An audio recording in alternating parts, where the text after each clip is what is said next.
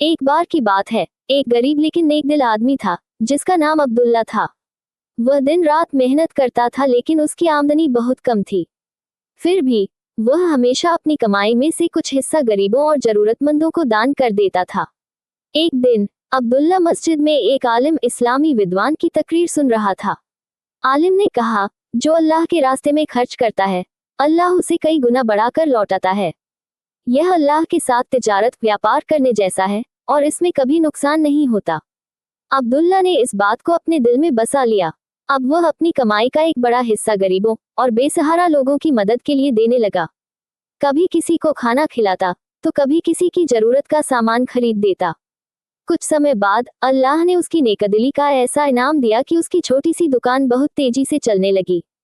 पहले जहां मुश्किल से गुजारा होता था, अब वहां बरकत ही बरकत थी।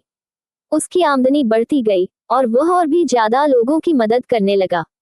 लोग उससे पूछते, अब्दुल्ला, तुम्हारी दुकान इतनी क्यों चल रही है?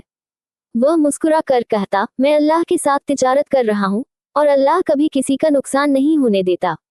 इस कहानी से हमें ये सबक मिलता है कि अगर हम अल्लाह के रास्ते में खर्च करेंगे तो वह हमें कभी खाली हाथ नहीं छोड़ेगा। अल्लाह अपने बंदों को कई गुना बढ़ाकर लौटाता है। बस हमें सच्चे दिल से और बिना किसी स्वार्थ के देने वाला बनना चाहिए।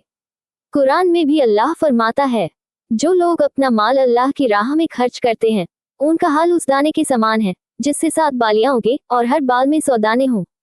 और अल्लाह जिसे चाहता है बड़ा कर देता है। कहानी का सार, अल्लाह के साथ तिजारत करने का मतलब है कि हम अपने धन, समय और क्षमताओं को नेक कामों में खर्च करें।